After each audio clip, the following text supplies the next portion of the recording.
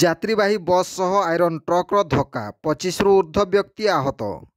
କେନ୍ଦୁଝର ଜିଲ୍ଲା 49 ନମ୍ବର ଜାତୀୟ ରାଜପଥ ତୁରୁମୁଙ୍ଗା ଥାନା ଅନ୍ତର୍ଗତ ଚଢ଼େଇଭୋଳ ଛକ ନିକଟରେ ଏହି ଦୁଃଖଦ ଦୁର୍ଘଟଣା ଘଟିଯାଇଥିବା ଜଣାପଡ଼ିଛି। ଶିବଶକ୍ତି ନାମକ ଯାତ୍ରୀବାହୀ ବସ୍ଟି ଚଢ଼େଇଭୋଳ ହୋଇ କରଞ୍ଜିଆ ଅଭିମୁଖେ ଯାଉଥିବା ବେଳେ ବିପରୀତ ଦିଗରୁ ଆସୁଥିବା ଏକ ଆଇରନ୍ ଟ୍ରକ୍ ସହ ମୁହାଁମୁହିଁ ଧକ୍କା ହେବା ଫଳରେ 25ରୁ ଊର୍ଦ୍ଧ୍ୱ ବସ୍ ଯାତ୍ରୀ ଆହତ ହୋଇଥିବା ଜଣାପଡ଼ିଛି। ସ୍ଥାନୀୟ ଲୋକଙ୍କ ସହାୟତାରେ ସେମାନଙ୍କୁ କରଞ୍ଜିଆ ଡାକ୍ତରଖାନାରେ ଭର୍ତ୍ତି କରାଯାଇଥିବା ସୂଚନା ରହିଛି। ବସ୍ଟି ଧକ୍କା ହେବା ପରେ ଓଲଟି ପଡ଼ିଛି। ଦୁର୍ଘଟଣା ସ୍ଥଳରେ ପୋଲିସ ପହଞ୍ଚି ତଦନ୍ତ ଚଳାଇଛି। ବ୍ୟୁରୋ ରିପୋର୍ଟ, ଜନଜାଗରଣ ଓଡ଼ିଆ।